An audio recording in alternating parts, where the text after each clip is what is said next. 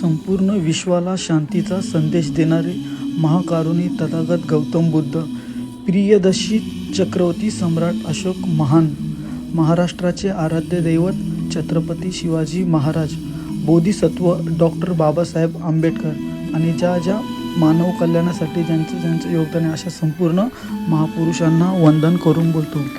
एका अशा प्राचीन बौद्ध लेणीचा इतिहास जो कालाच्या आड संपलेला आहे, हा संपूर्ण भारतभरामध्ये आपल्या बौद्ध संपुष्टीच्या मार्गावर आहे। त्याच ऐतिहासिक वास्तूमधील ही एक सोनेरी वास्तू आपण गमावून बसलेलो आहे। माझं नाव गौरव भोईर, मी आपल्यासारखा एक सामान्य भारतीय बौद्ध नागरिक आहे आणि आपल्या इतिहासाला जतन करणे ही माझी नैतिक जबाबदारी समजतो। आपल्या समोर हेच गोष्टी घेऊन येत आहे।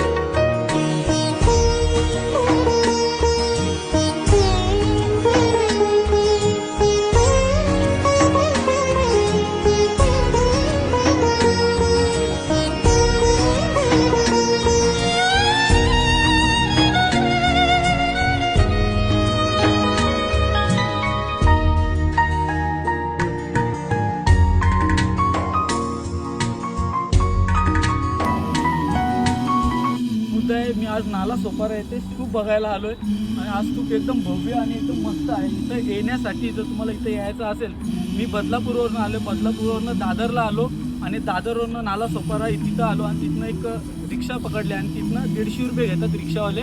तर या स्तूपाच्या इथं तुम्ही येऊ शकता। स्तूप एकदम मस्त आहे आणि तथागत गौतम बुद्ध स्वतः या ठिकाणी आले होते आणि सम्राट अशोक ते देखील या ठिकाणी आले होते आणि जो बौद्धगयाला जो बोधिवृक्ष आहे तो बोधिवृक्ष इथनंच श्रीलंकेला ते नेला होता। त्यांच्या मुलीने, तिचं नाव आहे संघमित्रा आणि महेंद्र, सम्राट अशोकाची मुलगा आणि मुलगी, त्यांनीच हा स्तूप आणि जो स्तूप आहे हा खूप भव्य आणि खूप सुंदर आहे। हा स्तूप बघायला माझ्या मताने सगळे आले पाहिजेत, पण मला इथं कोणच दिसत नाही जे बघायला आलेला।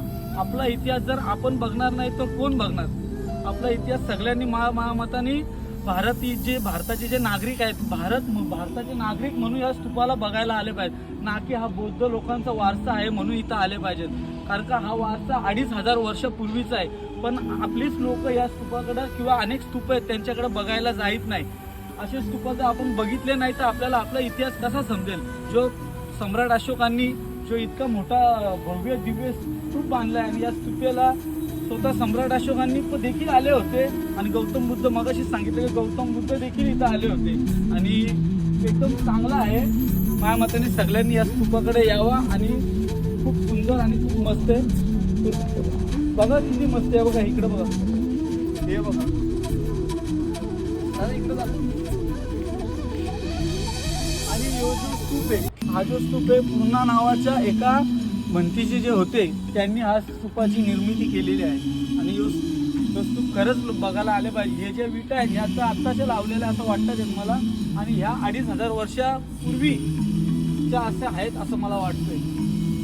तुर्तास एवढंच।